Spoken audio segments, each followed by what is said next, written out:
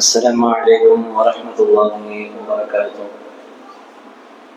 الحمد لله رب العالمين، والصلاة والسلام على رسوله الأمين وعلى آله وصحبه أجمعين. قال الله سبحانه وتعالى في كلامه القديم الفرقان الحميد: أعوذ بالله من الشيطان الرجيم، بسم الله الرحمن الرحيم. قل إن الموت الذي تفرون منه فإنه ملاقيكم ثم تردون إلى عالم الغيب والشهادة فينبئكم بما كنتم تعملون. صدق الله العظيم. وقال رسول الله صلى الله عليه وسلم: يغتنم خمسا قبل خمس، شبابك قبل هرمك، وصحتك قبل سقمك، وغناك قبل فقرك، وفراغك قبل شغلك، وحياتك قبل موتك، أو كما قال عليه الصلاة والسلام. அளவற்ற அருளாளன் நிகரிலா அன்புடையவன் எல்லாம் வல்ல இறைவனின் திருப்பெயரால் துவங்குகிறேன். அல்லாஹ்வின் அருளும் கருணையும் அகிலத்தின் அருட்கொடை அண்ணன் பெருமானார் ஸல்லல்லாஹு அலைஹி வஸல்லம் அவர்களின் மீதும், அவர்களை முறையாக பின்பற்றி வாழ்ந்த சத்திய சஹாபாக்கள், தாபிஈன்கள், தபஅ தாபிஈன்கள், ஷுஹதாக்கள், சாலிஹீன்கள், குறிப்பாக உலகெங்கிலும் அல்லாஹ்வின் மார்க்கத்தை மேலோங்கச் செய்ய வேண்டும் என்கின்ற உயரிய லட்சியத்தோடு தங்களது உயிர்களை அர்ப்பணித்துக் கொண்டிருக்கிற ஷுஹதாக்கள், சிறையில் வாழக்கூடிய சகோதரர்கள், குறிப்பாக இந்த ஜும்ஆ எனும் உன்னதமான அமலுக்காக இங்கே குழுமி இருக்கிற நம் எல்லோரின் மீதும் ஏக இறைவன் அல்லாஹ்வின் வற்றாத கருணையும் அருளும் என்றென்றும் பொழியட்டுமாக என்ற பிரார்த்தனையோடு துவங்குகிறேன். கண்ணியத்திற்குரிய அல்லாஹ்வின் நல்லடியார்களே, கடந்த சில தினங்களுக்கு முன்பாக புனித மக்காவிற்கு உம்ரா செய்ய வேண்டும் என்கிற மிக பெரும் ஆசையோடு அந்த பயணத்தை மேற்கொண்டு அங்கே அமல்களிலே ஈடுபட்டு கொண்டிருந்த 40க்கும் மேற்பட்ட இந்தியாவை சேர்ந்த சகோதரர்கள், தெலுங்கானாவை சேர்ந்த, ஹைதராபாத்தை சேர்ந்த சகோதர சகோதரிகள், குழந்தைகள் உட்பட ஏறத்தாழ 40க்கும் மேற்பட்ட நபர்கள் அங்கே ஒரு கோர விபத்திலே சிக்கி வஃபாத்தான அந்த செய்தி உலகத்தை சோகத்தில் ஆழ்த்தியது. ஒரு மிக பெரும் ஒரு துயர சம்பவமாக அந்த சம்பவம் நிகழ்ந்திருக்கிறது. ஒரே குடும்பத்தை சார்ந்த 18 நபர்கள் ஒரே குடும்பத்திலிருந்து வஃபாத்தாகி இருக்கிறார்கள். அந்த 18 நபர்களில் 3 தலைமுறையை சார்ந்தவர்கள் இருக்கிறார்கள் என்ற செய்திகள் எல்லாம் நமக்கு ஒரு மிகப்பெரிய கவலையை, மிக பெரும் சோகத்தை ஏற்படுத்தி இருக்கிறது. இது போன்ற நூற்றுக்கணக்கான மரணங்கள் அன்றாடம் நாம் செவியேற்கிறோம்.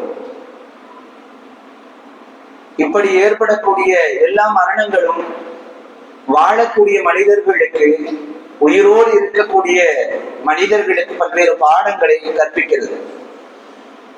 அன்றாடம் மணிக்கு மணியாக மரணங்கள் சம்பவித்துக் கொண்டேதான் இருக்கிறது. நேற்றைய தினத்திலே கூட நம்முடைய பள்ளியில் இஷாவுடைய தொழுகைக்கு பின்னால் ஒரு அம்மையாருடைய ஜனாசா தொழுகை இங்கே நடைபெற்றது. இப்படியாக எல்லா இடங்களிலேயும் மரணங்கள் சம்பவித்துக் கொண்டே இருக்கின்றன. அந்த மரணங்கள் பல்வேறு விதத்திலேயும் நிகழ்கிறது என்கிற செய்திகளையும் நாம் பார்க்கிறோம். நேற்றைய தினத்தினுடைய பத்திரிகை செய்தி, திருக்கோவிலூர், திருவண்ணாமலைக்கு அருகாமையில் இருக்கக்கூடிய திருக்கோவிலை சார்ந்த ஒரு அரசு ஊழியர், ஒரு இஸ்லாமிய பெண்மணி, எஸ்ஐஆருடைய அந்த பணிகளை மேற்கொள்ள முடியாமல் அதிலே ஏற்பட்ட மன அழுத்தத்தின் காரணமாக தற்கொலை செய்து கொண்டார் என்கிற செய்தி. 80 ஃபார்ம்களை, படிவங்களை தான் என்னால் பூர்த்தி செய்ய முடிந்தது. ஆனால் எனக்கு வழங்கப்பட்ட வேலையோ 800 படிவங்களை சரிபார்த்து அந்த பணியை மேற்கொள்ள வேண்டும் என்று கொடுக்கப்பட்ட அந்த பெரும் பொறுப்பை என்னால் நிறைவேற்ற முடியவில்லை. அந்த மன அழுத்தத்தினால் தற்கொலை செய்து கொள்கிறேன் அல்லது தற்கொலை என்ற முடிவுக்கு அவர் சென்றார் என்கிற செய்திகளை எல்லாம் பார்க்கிறோம். மரணங்கள் பல்வேறு விதத்திலையும் மனிதர்களை பீடித்துக் கொள்கிறது. தினம் தினம் புது புது மரணங்களை, புது புது விதத்திலான மரணங்களை, இவர்களெல்லாம் மரணித்து விட்டார்களா என்று இப்போது நினைத்து பார்த்தாலும் நம்ப முடியாத அளவிற்கு உண்டான பல்வேறு மரணங்கள் அன்றாடம் சம்பவித்துக் கொண்டே இருக்கிற ஒரு காலகட்டத்தில் இந்த மரணங்கள் வழங்கக்கூடிய பாடங்களை நாம் எடுத்துக்கொண்டோமா? இந்த மரணங்கள் நமக்கு செய்கின்ற உபதேசங்களை நாம் எடுத்துக்கொண்டோமா? இந்த மரணங்கள் நமக்கு எடுத்து சொல்கின்ற செய்திகளை நாம் உள்வாங்கி இருக்கிறோமா என்பதுதான் இந்த மரண செய்திகளுக்கு பின்னால் நாம் எழுப்ப வேண்டிய கேள்வியாக இருக்கிறது. அரபியிலே ஒரு பழமொழி இருக்கிறது, அல் மௌத்து அன் நஸீஹத்து சாக்கினா. மரணம் ஓர் மௌன உபதேசி. மரணம் என்பது ஒரு மௌன உபதேசி. இன்றைய ஜும்ஆவினுடைய உரைக்கும் அதைத்தான் தலைப்பாக கொடுத்திருக்கிறோம். மரணம் ஓர் மௌன உபதேசி. மரணம் எதையும் பேசி புரிய வைக்க வேண்டிய அவசியம் இல்லை. மரணத்திற்கு மரணம் நிகழ்ந்து விட்டாலே உயிரோடு இருப்பவர்களுக்கு அது பல செய்திகளை எடுத்துக் கூறுகிறது. மரண வீடுகளுக்கு, வஃபாத் நடந்த மௌத்துடைய வீடுகளுக்கு நாம் செல்லும் பொழுது அங்கே யாரும் பேசிக் கொள்வதில்லை. அங்கே ஒருவருக்கு ஒருவர் அல்லாஹ்வினுடைய உபதேசங்களை பரிமாறிக் கொள்வதில்லை. ஒரு இடம், அந்த இடத்தில் அல்லாஹ்வினுடைய செய்திகள் அதிகமாக பரிமாறப்பட வேண்டும் என்று இருந்தால் அது மௌத்துடைய வீடுகளாக இருக்கலாம். ஆனால் அங்கே யாரும் அல்லாஹ்வினுடைய உபதேசங்களை சப்தமிட்டு பரிமாறிக் கொள்வதில்லை. ஏன் பரிமாறிக் கொள்வதில்லை? அங்கே மௌனமாக இருந்தாலே பல உபதேசங்கள் நமக்கு கிடைக்கும். அதனால்தான் மௌனமாக இருக்கிறோம், அமைதியாக இருக்கிறோம். அந்த இடங்களிலே சப்தம் உயர்த்தி கூட நாம் பேசுவதில்லை. காரணம், அங்கே மரணித்து ஜனாசாவாக இருக்கிற அந்த ஜனாசா மௌனமாக நமக்கு பல உபதேசங்களை எடுத்துக் கூறிக்கொண்டிருக்கிறது. அந்த அடிப்படையிலான ஒரு பழமொழிதான் அல் மௌத்து அன் நஸீஹத்து சாக்கினா. மௌத் என்பது, மரணம் என்பது ஒரு மௌனமான உபதேசி என்று. அந்த அடிப்படையில் மரணங்கள் உலகத்திலே எந்த மூலையிலே நிகழ்ந்தாலும் அந்த எல்லா மரணங்களும் நமக்கு மௌனமாக பல உபதேசங்களை கொடுத்து கொண்டே இருக்கிறது. அந்த மரணங்கள் கொடுக்கக்கூடிய உபதேசங்களை மிக முக்கியமான 3 செய்திகளை மட்டும் இந்த ஜும்ஆவினுடைய உரையில் நாம் பரிமாறிக்கொள்ள இருக்கிறோம். மரணங்கள், உலகத்திலே ஏற்படுகிற வஃபாத்துகள் நமக்கு வழங்கக்கூடிய மௌனமான உபதேசங்களிலே முதலாவது, நாமும் மரணிக்க போகிறோம் என்கிற முதல் செய்தி. இந்த உலகத்திலே ஹயாத்தாக இருக்கிற, இங்கே அமர்ந்திருக்கிற, இந்த உரையை கேட்டுக் கொண்டிருக்கிற, அல்லது இந்த உரையை கேட்க முடியாமல் இருக்கிற, உலகத்திலே ஹயாத்தாக வாழ்ந்து கொண்டிருக்கிற கோடான கோடி மனிதர்கள் அத்தனை பேருக்கும் உலகத்திலே நிகழக்கூடிய மரணங்கள் சொல்லக்கூடிய மௌனமான உபதேசம் முதலாவது, நாம் எல்லோரும் மரணிக்க போகிறோம் என்பதைத்தான். இந்த உணர்வு நமக்கு எப்போதும் இருக்க வேண்டும். நம்மை மரணம் தழுவிக் கொள்ளும். அது எப்போது வேண்டுமானாலும் நிகழலாம், எந்த இடத்தில் வேண்டுமானாலும் நிகழலாம், எப்படி வேண்டுமானாலும் நிகழலாம்.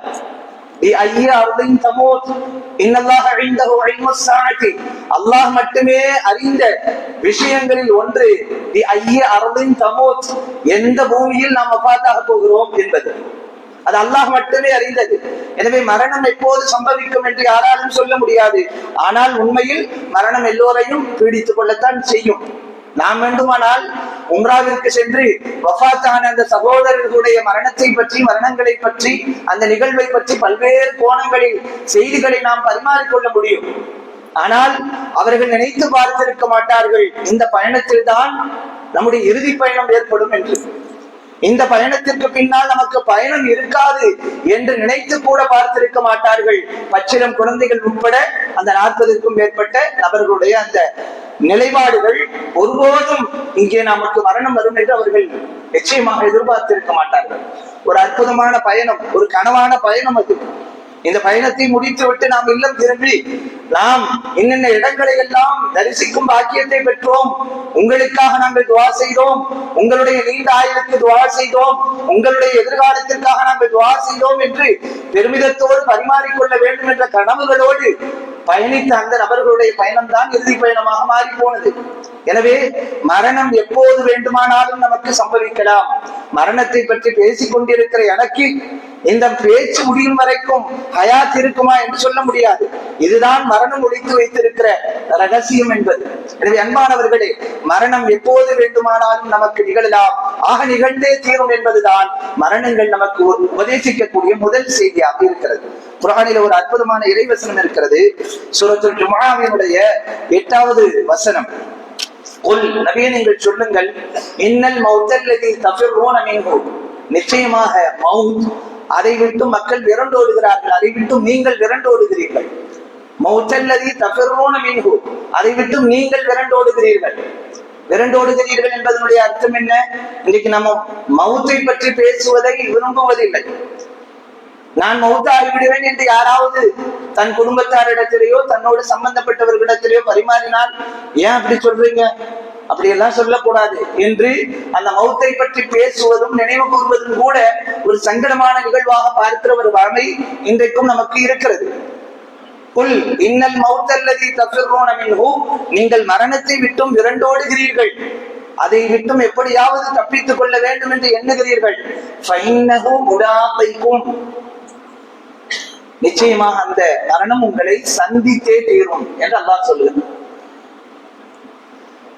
ஏன் அல்லாஹ் இந்த வசனத்திலே சந்தித்தே தீரும் என்று சொல்ல வேண்டும்? அறிஞர்கள் விளக்கம் சொல்கிறார்கள். மரணம் உங்களை பிடித்துக் கொள்ளும் என்று சொல்லி இருக்கலாம். பிடித்துக் கொள்ளுதல் என்றால் பின்னால் இருந்து ஓடி வந்து பிடித்தல் என்ற அர்த்தம் வரலாம். இந்த இடத்தில் அல்லாஹ் சொல்வது ஃபஇன்னஹு முலாகிக்கும், அந்த மரணம் உங்களை சந்தித்தே தீரும் என்று அல்லாஹ் சொல்கிறார். இதற்கு இமாம் தபரி ரஹ்மத்துல்லாஹி அலைஹி அவர்கள் விளக்கம் சொல்லும் பொழுது இப்படி சொல்கிறார்கள்.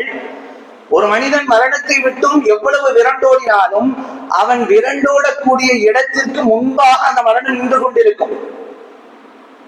அந்த அடிப்படையிலே தான் அல்லாஹ் சொல்கிறான், ஃபஇன்னஹு முலாகிக்கும், நீங்கள் விரண்டோடினாலும் அது உங்களுக்கு பின்னால் வராது, உங்களை துரத்தி கொண்டு உங்களுக்கு முன்னால் அங்கே நின்று கொண்டிருக்கும் என்கிற அடிப்படையிலே தான் அல்லாஹ் ஃபஇன்னஹு முலாகிக்கும், அந்த மரணம் உங்களை சந்தித்தே தீரும் என்று அல்லாஹ் சொல்கிறான் என்பதாக அறிஞர்கள் விளக்கம் சொல்கிறார்கள். ஆக மரணம் எப்படி இருந்தாலும் அது நம்மை சந்தித்தே தீரும். மற்றொரு இறைவசனம் இப்படி சொல்வதுண்டு, ஐனமா தக்கூனு யுத்ரிக்குமுல் மௌத்து வலவ் குன்தும் ஃபீ புரூஜின் முஷய்யதா, ஒரு பாதுகாப்பான கோட்டைக்குள் உங்களை நீங்கள் தற்காத்துக் கொண்டாலும், பாதுகாப்பாக உங்களை நீங்கள் தற்காத்துக் கொண்டாலும் அந்த இடத்திலேயும் மரணம் சம்பவித்தே தீரும். எத்தனையோ பேரறிஞர்களுடைய மரணங்கள் மிக பெரும் ஆச்சரியத்தை தந்திருக்கிறது. இமாம் முஸ்லிம் ரஹ்மத்துல்லாஹி அலைஹி சிஹாசித்தா என்று சொல்லக்கூடிய ஹதீஸ் கிரந்தங்களிலே 6 கிரந்தங்கள் உண்டு. புகாரி, முஸ்லிம், அபூதாவுத், திர்மிதி, நஸஈ போன்ற இந்த 6 கிரந்தங்கள். இந்த 6 கிரந்தங்களிலே குர்ஆனுக்கு அடுத்தபடியாக புகாரி, அந்த புகாரிக்கு அடுத்த நிலையிலே பார்க்கப்படுகிற மிக முக்கியமான ஹதீஸ் கிரந்தம், உன்னதமான கிரந்தம் தான் முஸ்லிம் ஷரீஃப். இந்த கிதாபை வடிவமைத்த மரியாதைக்குரிய முஸ்லிம் ரஹ்மத்துல்லாஹி அலைஹி அவர்களுக்கு மரணம் எப்படி சம்பவித்தது, வரலாறு ஒரு சுவாரஸ்யமான வரலாறு அது. அவர்களுக்கு மரணம் எப்படி சம்பவித்தது? ஒரு நாள் இரவு நேரத்தில் ஒரு ஆய்வை மேற்கொள்வதற்காக தன்னை சார்ந்தவர்களிடத்தில், தன்னுடைய பணிப்பெண் உட்பட அத்தனை பேரிடத்திலேயும் என்னை யாரும் சந்திக்க கூடாது, இன்றைய இரவு நான் ஒரு ஹதீஸ் சம்பந்தமாக மிக பெரும் ஆய்வை மேற்கொள்ள வேண்டும், அதற்கான ஒரு சந்தர்ப்பமாக இதை நான் கருதுகிறேன், என்னை சந்திப்பதற்கு யாரையும் அனுமதிக்க கூடாது, கதவை வெளிப்புறமாக நீங்கள் தாழித்து விட வேண்டும் என்று சொல்லி உள்ளே சென்று ஆய்வை மேற்கொள்கிறார்கள். உணவு கூட சாப்பிடாமல். அந்த பணிப்பெண் அவர்களுக்கு பசி ஏற்பட்டால் அவர்கள் சாப்பிட்டுக் கொள்ளட்டும் என்கிற அடிப்படையில் ஒரு கூடையில் பேரித்தம்பழங்களை நிறைய நிரப்பி அவர்களுக்கு அருகாமையில வைத்து விடுகிறார்கள். ஒரு கையிலே, இடது கையிலே கிதாபையும், வலது புறத்திலே அவர்களை அறியாமல் அருகாமையிலே இருந்த அந்த பேரித்தம்ப பழங்களையும் அவர் எடுத்து சாப்பிடுவதை கூட அந்த உணராத ஒரு நிலையில் கிதாபினுடைய அந்த ஆய்வில், ஹதீஸ்களுடைய அந்த ஆய்வில் அவர் மூழ்கி போய் அந்த பேரித்தம்பழங்களை எடுத்து சாப்பிட்டுக் கொண்டே இருக்கிறார். ஆனால் சாப்பிடக்கூடிய அந்த உணர்வு எதுவுமே அவருக்கு இல்லை. முழுக்க முழுக்க இந்த வாசிப்பில் அவர் மூழ்கி போயிருந்த காரணத்தினால் அந்த கூடை முழுக்க நிரப்பப்பட்ட பேரித்தம்பழங்களை அன்றைய இரவு முழுவதும் அவர் சாப்பிட்டு முடித்தார். அதுவே அவருடைய உடல்நிலை பாதிக்கப்படுவதற்கு காரணமாக இருந்தது. அந்த நிலையில் நோய்வாய்ப்பட்டவர்களாக அவர்களை மரணம் சம்பவித்தது என்பது இமாம் முஸ்லிம் ரஹ்மத்துல்லாஹி அலைஹி அவர்களுடைய மரணம் ஏற்பட்டதற்கான காரணமாக கிதாபுகளிலே பதிவு செய்யப்படுகிறது.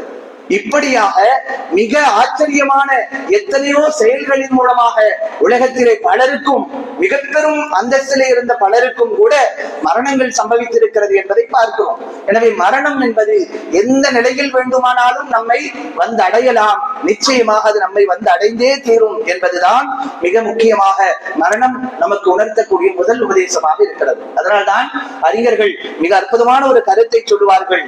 அல்லாஹ் அவனுக்கு துவக்கமும் இல்லை, முடிவும் இல்லை. அல்லாஹ் அவனுக்கு துவக்கமும் இல்லை, முடிவும் இல்லை. மறுமை அதற்கு துவக்கம் உண்டு, முடிவில்லை. மனிதன் அவனுக்கு துவக்கமும் இருக்கிறது, முடிவும் இருக்கிறது என்று மனிதர்களுக்கு நிச்சயமாக முடிவு என்பது இருக்கிறது என்பதை உணர்த்துவதற்காக அறிஞர்கள் இந்த கருத்தை எடுத்து கூறுவார்கள். எனவே நாம் முதலில் மனதில் பதிய வைக்க வேண்டியது, நம் எல்லோருக்கும் மரணம் சம்பவிக்க தீரும். அது எப்போது, எங்கு, எப்படி நம்மால் சொல்ல முடியாது. அந்த எதிர்பார்ப்பும், அந்த ஒரு விழிப்புணர்வும், அந்த ஒரு எச்சரிக்கை உணர்வும் நம்முடைய உள்ளங்களில் இருந்து கொண்டே இருக்க வேண்டும். நாம் எல்லோரும் என்ன கருதுகிறோம்? பல கற்பனைகளையும் பல கற்பனை கோட்டைகளையும் நாம் கட்டி வைத்திருக்கிறோம் அல்லவா?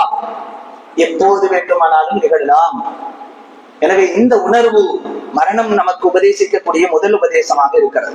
மரணம் உபதேசிக்கக்கூடிய, மௌனமாக உபதேசிக்கக்கூடிய இரண்டாவது உபதேசம், மரணம் நிகழ்வதற்கு முன்னால் உங்களுடைய செயல்பாடுகளை குறித்து நீங்கள் மீளாய்வு செய்யுங்கள்.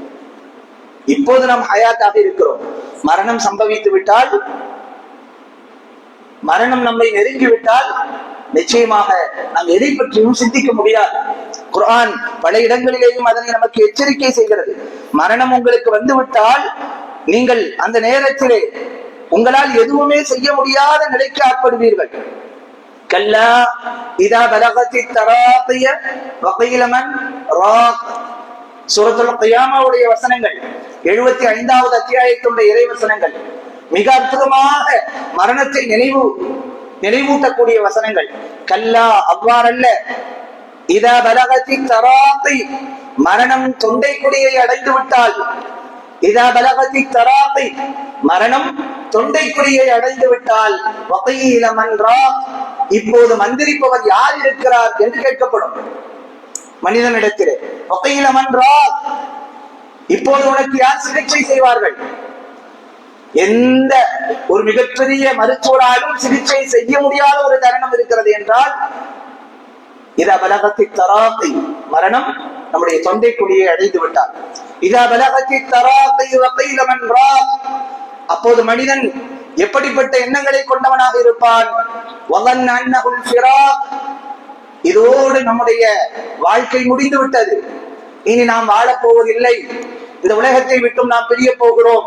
வகீல மன் ராக் வதன்ன அன்னஹுல் ஃபிராக் வல்தஃபத்தி ஸாகு பிஸ்ஸாக், கெண்டைக்காலோடு பின்னிக்கொள்ளும். குர்ஆன் எவ்வளவு அழகாக எச்சரிக்கிறது, வர்ணிக்கிறது பாருங்கள். மரணத்தினுடைய அந்த நேரம் வந்துவிட்டால் ஒரு மனிதனுடைய உடல் அமைப்பு எப்படி இருக்கும் என்பதை குர்ஆன் சுட்டி காட்டுகிறது. நாம் படங்களிலே பார்த்திருக்கலாம், பல்வேறு காட்சிகளில் பார்த்திருக்கலாம், பலர் மரணிக்கும் பொழுது அருகாமையில் இருந்து பார்த்திருக்கலாம். ஒருவர் தன்னுடைய தொண்டை குழியின் வழியாக அந்த ரூஹ் கடைசியாக வெளியிலே செல்லும். அதுதான் அவர் பார்க்கக்கூடிய அந்த கடைசி தருணம். அந்த மரணம் தன்னுடைய உடலை விட்டும் ரூஹ் பிரியும் பொழுது தன் கண்கள் எந்த விதமான அசைவும் இல்லாமல் தன்னுடைய ரூஹ் வெளியாவதை பார்க்கக்கூடிய அந்த தருணம் அது. அதோடு அவருடைய கண் பார்வைகள் அப்படியே நேர்பற்றி நின்று விடுகிறது. இதைத்தான் குர்ஆன் வர்ணிக்கிறது. இதா பலகத்தி தராகி, தொண்டை குழியை உயிர் அடைந்து விட்டால், வகீல மன் ராக், அதற்கு பின்னால் யாரும் சிகிச்சை செய்பவர்கள் யாரும் இல்லை உலகத்திலே. வதன்ன அன்னஹுல் ஃபிராக் வல்தஃபத்தி ஸாகு பிஸ்ஸாக், கெண்டைக்காலோடு பின்னிக்கொள்ளும். அதன் பின்னால் அவன் நிச்சயமாக இதற்கு பின்னால் நம்மால் ஒன்றும் செய்ய இயலாது என்று அவன் முடிவெடுத்து விடுவான். நாம் ரப்பை நோக்கி புறப்பட்டு விட்டோம் என்பதை அவன் உறுதி கொள்வான். எனவே மரணம் நிச்சயமாக நமக்கு உணர்த்துவது, நமக்கு உபதேசிப்பது, நீங்கள் மரணம் உங்களை நெருங்கிவிட்டால் உங்களால் ஒன்றும் செய்ய இயலாது. நாளைக்கு மறுமையிலே நரகத்திற்கு அனுப்பப்பட்ட நபர்கள் எவ்வாறு கதறுவார்கள் என்பதை திருமறையினுடைய வசனம், சூரா ஃபாத்திருடைய வசனம் நமக்கு விவரிக்கிறது. வஹும் யஸ்தரிஹூன ஃபீஹா, அந்த நரகத்திலே அவர்கள் கதறுவார்கள் என்று திருமறையினுடைய வசனம் சுட்டிக்காட்டுகிறது. யஸ்தரிஹூன் என்றால் ஒரு குழந்தை ஒரு விஷயத்திற்காக அடம் பிடித்து அழுது கதறும் பொழுது அந்த ஏற்படக்கூடிய அந்த தருணத்தை போல தனக்கு இது வேண்டாம் என்று அல்லாஹ்விடத்திலே அழுது மன்றாடக்கூடிய அந்த தருணம் அந்த நரகத்திலே ஏற்படும். அப்பொழுது அல்லாஹ் சொல்லுவான், அவர்கள் இப்படி கேட்பார்கள், ரப்பனா அக்ரிஜ்னா நஅமல் ஸாலிஹன் கைரல்லதி குன்னா நஅமல், இதற்கு முன்னால் எப்படி இருந்தோமோ அப்படி இருக்க மாட்டோம், எங்களை திருப்ப அனுப்பு. இதற்கு முன்னால் நாங்கள் எப்படி இருந்தோமோ அப்படி நாங்கள் இருக்க மாட்டோம். நஅமல் ஸாலிஹன், நல்லதை செய்வோம், எங்களை திரும்ப அனுப்பிவிடு என்று சொல்லும் பொழுது அல்லாஹ்வின் புறத்திலிருந்து ஒரு கேள்வி முன்வைக்கப்படும். அவலம் நுஅம்மிர்கும், உங்களுக்கு நான் வயதை கொடுக்கவில்லையா? இதுதான் அல்லாஹ்வின் புறத்திலிருந்து வைக்கப்படுகிற கேள்வி. அவலம் நுஅம்மிர்கும், உங்களுக்கு நான் வயதை கொடுக்கவில்லையா? இங்கே அமர்ந்திருக்கிற எல்லோருக்கும் வயது வழங்கப்பட்டிருக்கிறது, வருடங்கள் வழங்கப்பட்டிருக்கிறது, சந்தர்ப்பங்கள் வழங்கப்பட்டிருக்கிறது. அந்த சந்தர்ப்பங்களை நாம் எந்த திசையை நோக்கி செலுத்தி கொண்டிருக்கிறோம் என்பதுதான் இப்பொழுது உள்ள கேள்வி. நமக்கு சந்தர்ப்பங்கள் கிடைத்தது, எத்தனையோ சந்தர்ப்பங்கள் நமக்கு கிடைத்திருக்கிறது. அந்த சந்தர்ப்பங்களை நாம் பயன்படுத்தி கொண்டிருக்கிறோமா என்பதுதான். இன்றைக்கு ஜும்ஆவுடைய தினம். ஜும்ஆவுடைய தினத்தில் நமக்கு வழங்கப்பட்ட சந்தர்ப்பம் என்ன? அல் கஹ்ஃப் அத்தியாயத்தை ஓதுவதற்கான சந்தர்ப்பம் இன்றைக்கு நமக்கு கிடைத்தது. நேற்றைய தினம் வியாழன், சுன்னத்தான நோன்பை நோற்பதற்கான வழிகாட்டுதல் அல்லாஹ்வின் தூதரிடத்திலிருந்து வழங்கப்பட்டிருக்கிறது. எத்தனை பேர் சுன்னத்தான நோன்புகளை நோற்றோம்? ஆனால் எல்லோருக்கும் வழங்கப்பட்ட சந்தர்ப்பம் அது. இன்றைய தினம் எல்லோரும் ஜும்ஆவினுடைய அமல்களை செய்வதற்கான சந்தர்ப்பத்தை வழங்கப்பட்டவர்கள், அல்லாஹ்வின் தூதரின் மீது ஸலவாத் ஓதுவதற்கான வாய்ப்புகள் வழங்கப்பட்டவர்கள். எத்தனை பேர் அந்த வாய்ப்புகளை இன்றைக்கு பயன்படுத்தி இருக்கிறோம்? இதுதான் மரணம் நமக்கு உபதேசிக்கிற செய்தியாக இருக்கிறது. நேற்றைய தினம் வரைக்கும் அந்த சந்தர்ப்பம் வழங்கப்பட்டவர்கள், நேற்றைய தினம் இஷாவோடு யாரெல்லாம் மரணித்தார்களோ அவர்களுக்கு சந்தர்ப்பம் முடிந்து போனது. இன்றைக்கும் நமக்கு அந்த சந்தர்ப்பம் தொடர்கிறது, அந்த வாய்ப்பு தொடர்கிறது. செயல்படுவதற்கான அந்த சூழ்நிலைகள் இருக்கிறது. நாம் பயன்படுத்தி கொண்டோமா என்பதுதான் இந்த மரணங்கள் நம்மிடத்தில் எழுப்பக்கூடிய கேள்வியாக இருக்கிறது. அதனால்தான் ரசூலுல்லாஹி ஸல்லல்லாஹு அலைஹி வஸல்லம் அவர்கள் ஒரு ஹதீஸிலே சொன்னார்கள், அடிக்கடி நாம் கேள்விப்படுகிற நபிமொழிகள் இது. ஆனால் பொதுவாக அல்லாஹ்வின் வசனங்களையோ அல்லாஹ்வின் தூதருடைய வார்த்தைகளையோ நின்று நிதானித்து யோசித்து அது என்ன சொல்கிறது என்பதை புரிந்து கொண்டு அதை அமலாக மாற்றுவதற்கான சந்தர்ப்பங்களும் வாய்ப்புகளும் கிடைக்கப்பட்டவர்கள் அரிதிலும் அரிது. பெருமானார் சொன்னார்கள், 5 விஷயத்திற்கு முன்னால் 5 விஷயங்களை நீங்கள் பொக்கிஷமாக கருதுங்கள். அந்த 5 விஷயங்களிலே பெருமானார் சொன்னது, ஷபாபக கப்ல ஹரமி, உங்களுக்கு வயோதிகம் வருவதற்கு முன்னால் வாலிபத்தை, வஸிஹதக கப்ல சுக்மி, நோய் வருவதற்கு முன்னால் ஆரோக்கியத்தை, வகினாக கப்ல ஃபக்ரிக், உங்களுக்கு வறுமை வருவதற்கு முன்னால் செல்வத்தை, வஃபராக கப்ல சுக்மி, உங்களுக்கு நோய் வருவதற்கு முன்னால் ஓய்வை, உங்களுக்கு வேலை வருவதற்கு முன்னால் ஓய்வை, வஹயாத்தக கப்ல மௌதிக், உங்களுக்கு மரணம் வருவதற்கு முன்னால் ஹயாத். ஹயாத் எல்லோருக்கும் இருக்கிறது. இப்பொழுது நாம் ஹயாத்தாக இருக்கிறோம். ஆனால் இந்த ஹயாத்தை நாம் எப்படி பயன்படுத்தி இருக்கிறோம், எப்படி பயன்படுத்தி கொண்டிருக்கிறோம் என்பதுதான் இங்கே தேவையான பரிசோதனையாக இருக்கிறது. இந்த ஹதீஸ் என்பது மரணத்தை நினைவூட்டக்கூடிய ஹதீஸ் மட்டுமல்ல, செயல்படுவதற்கான ஒரு மோட்டிவேஷனை கொடுக்கக்கூடிய ஒரு ஹதீஸ். 2 விதத்திலும் இந்த நபிமொழியை பார்க்கலாம். மரணம் வருவதற்கு முன்னால் ஏதாவது நல்லதை செய், செயல்படு, நற்செயல்களை நீ உருவாக்கிக்கொள். இந்த உலகத்திலே உனக்கென்று ஏதேனும் நல்ல அடையாளங்களை உருவாக்க முடியாதா? இங்கே அமர்ந்திருக்கிற நபர்களுக்கு அந்த சக்தியை அல்லாஹ் கொடுக்கவில்லையா? நேர மேலாண்மையை பற்றி சொல்லுபவர்கள் ஒரு அற்புதமான கருத்தை சொல்வார்கள். அல்லாஹ் எல்லோருக்கும் இறைவனால் வழங்கப்பட்ட அந்த நேரம் என்பது, அல்லாஹ்வினால் வழங்கப்பட்ட நேரம் என்பது எல்லோருக்கும் ஒன்று போல 24 மணி நேரம் தான். ஆனால் 24 மணி நேரத்தை சரியாக பயன்படுத்தியவர்கள் சாதனையாளர்களாக மாறுகிறார்கள். அந்த நேரத்தை பற்றி எந்த சிந்தனையும் செலுத்தாதவர்கள் ஏதோ மனம் போன போக்கிலே அவர்களுடைய நேரங்கள் போய்கொண்டிருக்கிறது, அவ்வளவுதான். காலம் முடிந்தது, அதனால்தான் காலம் ஆகிவிட்டார் என்று சொல்கிறோம். குர்ஆனிலே ஒரு அத்தியாயம் இருக்கிறது, அல் இன்சான் என்கிற அத்தியாயம். அந்த அத்தியாயத்திற்கு இன்னொரு பெயர் இருக்கிறது, அத்தஹர் என்று. ஏன் அல்லாஹ் இந்த அத்தியாயத்திற்கு 2 பெயர்களை கொடுக்க வேண்டும்? காலமும் மனிதனும் ஒன்றோடு ஒன்று பின்னி பிணைந்த விஷயம் அது. மனிதனை பிரிக்க முடியாது காலத்திலிருந்து, காலத்திலிருந்து மனிதனை பிரிக்க முடியாது. 2ம் சேர்ந்ததுதான் என்பதை உணர்த்தக்கூடிய ஒரு அத்தியாயம் சூரத்துல் தஹர், சூரத்துல் இன்சான். ஹல் அத்தா அலல் இன்சானி ஹீனும் மினத் தஹ்ரி லம் யகுன் ஷைஅன் மذ்கூரா. ஒன்றுமில்லாத நிலையிலிருந்து இந்த உலகத்திற்கு நீ வந்தாய். அல்லாஹ் சொல்வது, ஒன்றுமில்லாத நிலையிலிருந்து உலகத்திற்கு வந்தாய், மறுபடியும் திரும்ப ஒன்றுமில்லாமல் தான் போகிறாய். இந்த 2ற்கும் பிட்வீனில் இருக்கக்கூடிய இந்த காலம், இதுதான் ஆக்ஷனுக்கான காலம். செயல்பாட்டிற்கான காலம். அறிஞர்கள் இதை சொல்கிறார்கள். அப்ப செயல்பாடு என்ன நம்மிடத்திலே என்பதை வைத்துதான் இந்த உலகத்தினுடைய வாழ்க்கை அர்த்தமா இல்லையா என்பது முடிவு செய்யப்படுகிறது. எனவே மரணங்கள் நமக்கு சொல்கிற செய்தி, போனவர்களுக்கு சந்தர்ப்பம் முடிந்து போனது, இருப்பவர்களுக்கு வாய்ப்பு இருக்கிறது, பயன்படுத்திக் கொள்ளுங்கள், நல்லவைகளை நோக்கி பயன்படுத்துங்கள். நம்முடைய லைஃபை குறித்து அதிகமாக நாம் சிந்திக்க வேண்டிய அவசியம் நமக்கு இருக்கிறது என்பதை மரணங்கள் மௌனமாக நமக்கு உபதேசிக்கின்றன. எனவே ஹயாத்தை குறித்து சிந்திப்பவர்கள் மிக மிக குறைவு. நாம நம்முடைய ஹயாத்தை குறித்து சிந்திப்பதே இல்லை. நான் ஹயாத்தாக இருக்கிறேன், உயிரோடு இருக்கிறேன், இந்த உயிரோடு இருக்கிற இந்த வாழ்வை எவ்வளவு அர்த்தமானதாக மாற்றலாம் என்கிற சிந்தனை நமக்கு வந்தால் நிறைய மாற்றங்களை உண்டாக்கி கொள்ள முடியும். ஹயாத்தை, நம்முடைய ஹயாத்தை பற்றியும் சிந்திப்பதில்லை. நம்மை சார்ந்தவர்கள் ஹயாத்தாக இருக்கும் போதும் அவர்களை பற்றி நாம் சிந்திப்பதில்லை. எப்ப சிந்திக்கிறோம்? நம்மை சார்ந்தவர்கள் நமக்கு மௌத்து வரும்போது சிந்திக்கிறோம் நம்ம லைஃப் பத்தி. நம்மோடு சம்பந்தப்பட்டவர்கள் வஃபாத்தாகி போனதுக்கு அப்புறம் சிந்திக்கிறோம். எப்ப அழுக வருது? அம்மாவை பார்த்தா, அத்தாவை பார்த்தா. மௌத்தானதுக்கு முன்னாடிதான் அழுக வருது. அது வரைக்கும் அத்தாவை வைத்து என்னென்ன பலன்களை அனுபவிக்கலாம், அம்மாவை வைத்து எத்தனை பலன்களை அனுபவிக்கலாம், நம் உறவுகளை வைத்து எத்தனை நன்மைகளை நாம் சேகரித்துக் கொள்ளலாம், நம் பிள்ளைகளை வைத்து எத்தனை காரியங்களை, மறுமைக்கு தோதுவான காரியங்களை நாம் நிகழ்த்தி கொள்ளலாம், நம் மனைவியிடத்தில் அல்லது கணவனிடத்தில் எத்தனை அன்பான பரிமாற்றங்களை நம்மால் ஏற்படுத்திக் கொள்ள முடியும். எதை பற்றியும் ஹயாத்தில் நாம் சிந்திப்பதில்லை. மரணம் வரும்போது சிந்திக்கிறோம். மரணம் நமக்கு நெருங்கி விட்டாலோ அல்லது அவர்கள் மரணத்தை தழுவி விட்டாலோ சிந்திக்கிறோம்.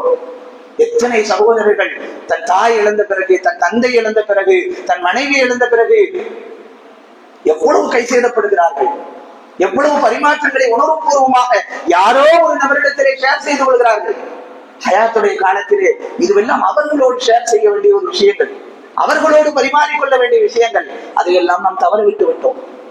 மரணம் நெருங்கிய எத்தனையோ ஆண்கள் தன் மனைவியை அழைத்து, உன்னிடத்திலே நான் எத்தனையோ முறை தவறாக நடந்து கொண்டேன் என்று சொன்னவர்கள் உண்டு. மனைவி கணவனிடத்திலே சொன்னவர்கள் உண்டு.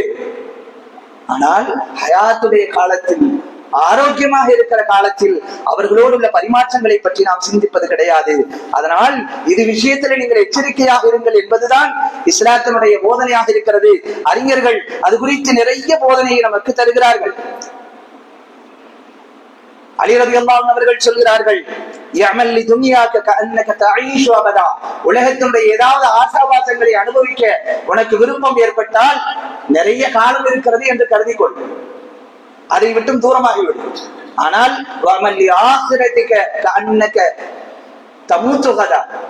உன் மறுமைக்காக நீ செயல்பட வேண்டும், ஒரு நற்காரியத்திற்காக நீ செயல்பட வேண்டும். எப்படி? நாளைக்கு நான் இருக்க மாட்டேன்.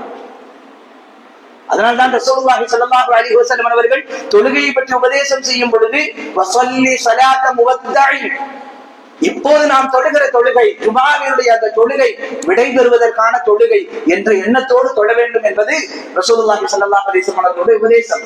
செயல்களை குறித்த மீளாய்வு நமக்கு வேண்டும். இதைத்தான் மரணம் இரண்டாவது மௌனமான உபதேசமாக நமக்கு சுட்டி காட்டுகிறது.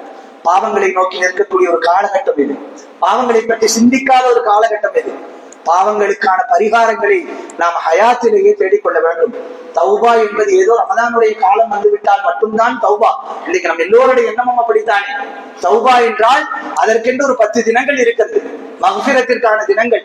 அந்த தினங்கள் வந்தால்தான் தௌபாவை பற்றி பேசவும் படுகிறது, நினைவூட்டுதலும் அங்கே அப்போதுதான் நடக்கிறது. ஆனால் ரசூலுல்லாஹி ஸல்லல்லாஹு அலைஹி வஸல்லம் அவர்கள் தௌபாவை எப்போதும் நினைவிலே வைக்க வேண்டும். அஸ்தக்ஃபிருல்லாஹ் என்றாவது குறைந்தபட்சம் நம் நாவுகளில் இருந்து அந்த மொழிகள் இருக்க வேண்டும் என்கிற அடிப்படையில் பெருமானார் சொன்ன உபதேசம் தான், இன்னல்லாஹ யக்பலு தௌபத மா லம் யுகர்கிர். உன் தொண்டை குழியை உயிர் அடையும் வரைக்கும் அல்லாஹ் தௌபாவை ஏற்றுக்கொள்கிறார். உயிர் தொண்டை குழியை அடைந்து விட்டால் தௌபாவின் வாசல் அடைக்கப்பட்டு விடுகிறது. நாம் ஏற்கனவே மௌத்தை பற்றி சொன்ன அந்த வசனம் சொல்வது போல, உயிர் தொண்டை குழியை அடைந்து விட்டால் யா அல்லாஹ் என்னை மன்னித்துக் கொள் என்கிற அந்த மன்னிப்பு அல்லாஹ்விடத்தில் அங்கீகாரம் பெறுவதில்லை. எனவே அன்பானவர்களே, நமக்கு வழங்கப்பட்டிருக்கிற இந்த கால நேரத்தை, அவகாசத்தை சரியான முறையில் நாம் பயன்படுத்திக் கொள்ள வேண்டிய அவசியம் இருக்கிறது. மரணம் அதை மௌனமாக நமக்கு உபதேசிக்கிறது. அப்ப இதெல்லாம் சிந்திக்க முடியாத ஒரு சூழ்நிலையில் நாம் இருக்கிறோம். ஏன் சிந்திக்கிறது இல்லை அப்படின்னு சொன்னா, உலகத்தினுடைய அந்த செயல் திட்டங்கள், உலகத்தினுடைய ஆசாபாசங்கள் நம்மை சிந்திக்க விடாமல் தடுக்கிறது. அற்பமான ஆசாபாசங்கள் நம்மை சிந்திக்க விடாமல் தடுக்கிறது. உஸ்மான் ரலியல்லாஹு அன்ஹு அவர்கள் ஒரு அற்புதமான உபதேசத்தை செய்கிறார்கள். அத்துன்யா ஹதிரத்துன், இந்த உலகத்தினுடைய எல்லா விஷயங்களும் பசுமையானது, எதை பார்த்தாலும் அனுபவிக்க வேண்டும் என்று தோன்றும். கது சுஹியத்திலன்னாஸ், மனிதர்களுக்கு இதெல்லாம் அலங்காரமாக காட்டப்பட்டிருக்கிறது. அதனாலதான் எதை பார்த்தாலும் அனுபவிக்க வேண்டும் என்று நினைக்கிறோம். ஒரு அழகான காட்சியை பார்த்தால் அந்த இடத்திற்கு போக வேண்டும் என்று நினைக்கிறோம். நல்ல உணவை பார்த்தால் அதை சாப்பிட வேண்டும் என்று நினைக்கிறோம். நல்ல ஆடையை பார்த்தால் உடுத்த வேண்டும் என்று நினைக்கிறோம். இன்றைக்கு இருக்கிற டெக்னாலஜியுடைய காலகட்டத்தில் நம் கரங்கள் எந்தெந்த பொருட்களை எல்லாம் கடந்து செல்கிறதோ உடனே அதனை எப்படியாவது அனுபவிக்க வேண்டும் என்று ஆர்டர் செய்கிறோம். உஸ்மான் ரலியல்லாஹு அன்ஹு அவர்கள் சொல்கிறார்கள், கது சுஹ்பியத் இலன்னாஸ் வமால இலைஹா கஸீரும் மினன்னாஸ், மனிதர்களில் அநேக நபர்கள் அதிலே போய் விழுகிறார்கள், அதிலே போய் சாய்கிறார்கள் என்று சொல்லிவிட்டு அவர்கள் இப்படி சொல்கிறார்கள், வலா தர்கனூ இல துன்யா, துன்யாவின் அளவிலே நீங்கள் சாய்ந்து விடாதீர்கள், வலா தஸிகு ஃபீஹா, அந்த துன்யா எந்த உறுதியும் இல்லாதது, அந்த துன்யா எந்த உறுதியும் இல்லாதது. நீங்கள் அந்த துன்யாவிலே சாய்ந்து விடுவதால் உங்களுக்கு எந்த உறுதியும் ஏற்படாது, பலவீனம் தான் ஏற்படும். காரணம், அந்த உலகம் எந்த உறுதியும் அற்றது, அதுக்கு எந்த சக்தியுமே கிடையாது என்று சொல்லிவிட்டு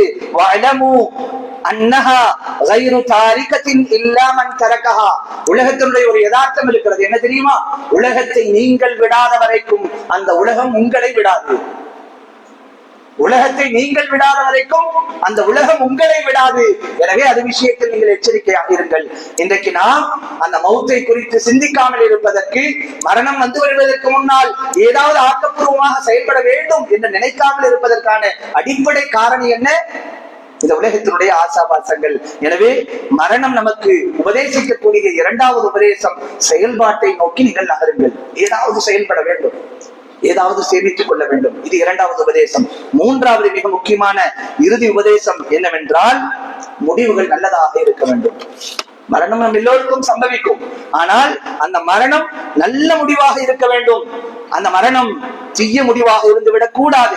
வலா தமூத்துன்ன இல்லா வஅன்தும் முஸ்லிமூன், நீங்கள் இந்த உலகத்தில் இருந்து மரணிக்கும் பொழுது முஸ்லிம்களாக அன்றி மரணிக்க கூடாது, முஸ்லிமாகத்தான் மரணிக்க வேண்டும். அல்லாஹ்வின் பொருத்தம் பெற்றவர்களாகத்தான் மரணிக்க வேண்டும். நமக்கு மரணம் வரும் பொழுது ஒரு பாவத்தை செய்தவர்களாகவோ அல்லது அல்லாஹ்வினுடைய கடமைகளை நிறைவேற்றாதவர்களாகவோ அல்லது ஹுகூக்குல் இபாதுடைய விஷயத்திலே குறை வைத்தவர்களாகவோ இந்த உலகத்தை விட்டு பிரியக்கூடாது. ஏன் மரணித்தவர்களுக்கு முன்னால் ஒரு செய்தி வல்லமையாக சொல்லப்படுகிறது, மறக்காமல் சொல்லப்படுகிறது. இந்த ஜனாசாவிற்கு ஏதேனும் கடன்கள் இருந்தால் அதை நிறைவேற்றுவதற்கு வாரிசுகள் நாங்கள் பொறுப்பேற்றுக் கொள்கிறோம் என்று சொல்லப்படுகிற அந்த செய்தி ஏன்? எந்த விதத்திலேயும் கடமையை தவறிய நிலையில் இந்த உலகத்திலிருந்து நம்முடைய உயிர் பிரியக்கூடாது என்பதுதான். எனவே நம்முடைய முடிவுகள் நல்லதாக அமைய வேண்டும் என்பது மரணம் நமக்கு உணர்த்தக்கூடிய மிக முக்கியமான உபதேசமாக இருக்கிறது. எனவே அதற்காக வேண்டி அல்லாஹ்விடத்தில் பிரார்த்தனை செய்ய வேண்டும். இன்னமல் அமாலு பில் ஹவாத்திம், நல்ல நிலையில் வாழ்ந்து கொண்டே இருக்கிறோம், ஆனால் முடிவில் எப்படி இருப்போம் அதை குறித்து சிந்திக்க வேண்டும், எப்பொழுதும் சிந்திக்க வேண்டும். அதுவும் சமகாலத்திலே போதைக்கு அடிமையாக இருக்கிற இளைய தலைமுறை, தவறுகளை சர்வசாதாரணமாக செய்து கொண்டிருக்கிற இன்றைய முஸ்லிம் சமூகம், ஆசாபாசங்களுக்கு பின்னால் ஒருவர் ஸ்டேட்டஸ் வைத்து விட்டார் என்பதற்காக நானும் ஸ்டேட்டஸ் வைக்க வேண்டும் என்று போட்டி போட்டுக் கொண்டு அதற்கு பின்னால் தன் உடல் உழைப்பை நேரத்தை கொடுத்துக் கொண்டு அவர் என்ன சான்று வைத்தாரோ அதே போல ஒரு சான்று, ஸ்டேட்டஸினாலேயே தன் இலக்கை தொலைத்து விட்டு வாழ்ந்து கொண்டிருக்கிற ஒரு சமூகமாக இன்றைக்கு முஸ்லிம் சமூகம் இருந்து கொண்டிருக்கிறது. எல்லாவற்றிற்கும் மிக முக்கியமான காரணியாக இருப்பது என் மரணத்தின் முடிவு எப்படி இருக்க வேண்டும் என்பதை குறித்து நாம் சிந்திக்க வேண்டும். முடிவை பொறுத்துதான் நம்முடைய எதிர்காலம். ஒரு சஹாபி மிகப்பெரிய வீரதீரத்தோடு போராடி கொண்டிருக்கிறார். இவர் நரகவாசி என்று பெருமானார் அடையாளப்படுத்தினார். போர்க்களத்திலே வந்த ஒரு நபர், ஃபீ சபீலில்லாஹில் இருக்கக்கூடிய ஒரு நபித்தோழர், அவர் அந்த பாதையிலே மரணித்து விட்டால் நிச்சயம் அவருக்கு சொர்க்கம் கிடைக்கும் என்கிற அந்தஸ்தில் அந்த களத்தில் இருக்கக்கூடிய ஒரு நபித்தோழரை பார்த்து பெருமானார் இவர் நரகத்திற்குரியவர் என்று அடையாளப்படுத்துகிறார் என்றால் அதிலே நிச்சயமாக ஏதோ அர்த்தம் இருக்கிறது என்று சொல்லி அந்த நபித்தோழரை பின்பற்றி இன்னொரு நபித்தோழர் சென்று கடைசியில் அவருடைய முடிவை பார்க்கிறார். போர்க்களத்தில் அவருக்கு ஏற்பட்ட எதிரிகளால் ஏற்பட்ட அந்த காயத்தின் வேதனை தாங்க முடியாமல் தன்னுடைய ஈட்டியினால் தன்னை மாய்த்து கொண்டு தற்கொலை செய்து கொள்கின்றார் அந்த நபித்தோழர். பெருமானார் இதனால் தான் இவ்வாறு சொன்னார்கள் என்பதை புரிந்து கொள்கிறார். முடிவு நல்லதாக இருக்க வேண்டும். அதனால்தான் ரசூலுல்லாஹி ஸல்லல்லாஹு அலைஹி வஸல்லம் அவர்கள் பிரார்த்தனையை சொல்லிக் கொடுத்தார்கள். அல்லாஹும்ம அஹ்சின் ஆகிபதனா ஃபில் உமூரி குல்லிஹா, எல்லா காரியங்களிலேயும் இறைவா என்னுடைய முடிவை அழகானதாக ஆக்கிக் கொடு. எனவே அன்பானவர்களே, அல் மௌத் வன் நஸீஹத்து சாக்கினா, மௌத் என்பது ஒரு மௌனமான உபதேசி, நிறைய உபதேசங்களை சொல்கிறது. மரணம் நிறைய உபதேசங்களை சொல்வதற்கான ஒரு விஷயம் இருக்கிறது என்றால் அது மரணம் தான். அதனால்தான் அறிஞர்கள், இந்த செய்தியோடு நாம் நிறைவு செய்வோம், அறிஞர்கள் இப்படி சொல்கிறார்கள், மௌஇததானி, இரண்டு உபதேசிகள் உலகத்திலே இருக்கின்றன. மல்லம் யத்தஇது பிஹிமா ஃபலா வாஇத லஹு, யார் இந்த இரண்டு விஷயங்களை கொண்டு உபதேசம் பெறவில்லையோ, நல்ல உபதேசம் பெறவில்லையோ, அவனுக்கு வேறு உபதேசியே கிடையாது உலகத்தில். அப்படி சொன்ன இரண்டு விஷயங்களில், இரண்டு உபதேசிகளில் ஒன்று அல் குர்ஆன், குர்ஆன் என்பதும், இரண்டாவது அல் மௌத், மௌத் என்பதும் என்று அறிஞர்கள் நமக்கு அடையாளப்படுத்துகிறார்கள். என்றால் குர்ஆன் என்பது பேசும் உபதேசமாக இருக்கிறது, மௌத் என்பது மௌன உபதேசமாக இருக்கிறது என்பதை நாம் நினைவில் கொள்ள வேண்டும். எல்லாம் வல்ல இறைவன் மரணத்தை எப்போதும் சிந்தனையில் கொண்டு நற்செயல்களை, சாதனையான செயல்களை, சதகத்துல் ஜாரியாக்களை உருவாக்கி நம்முடைய மரணம் நல்ல மரணமாக அந்த மரணத்தை சந்திக்கக்கூடிய நற்பாக்கியசாலிகளாக அல்லாஹ் நம் எல்லோரையும் ஆக்கி அருள் புரிவானாக என்ற பிரார்த்தனையோடு நிறைவு செய்கிறேன். வாஹிரு தஅவானா அல்ஹம்துலில்லாஹி ரப்பில் ஆலமீன். அஸ்ஸலாமு அலைக்கும் வரஹ்மத்துல்லாஹி வபரகாத்துஹு.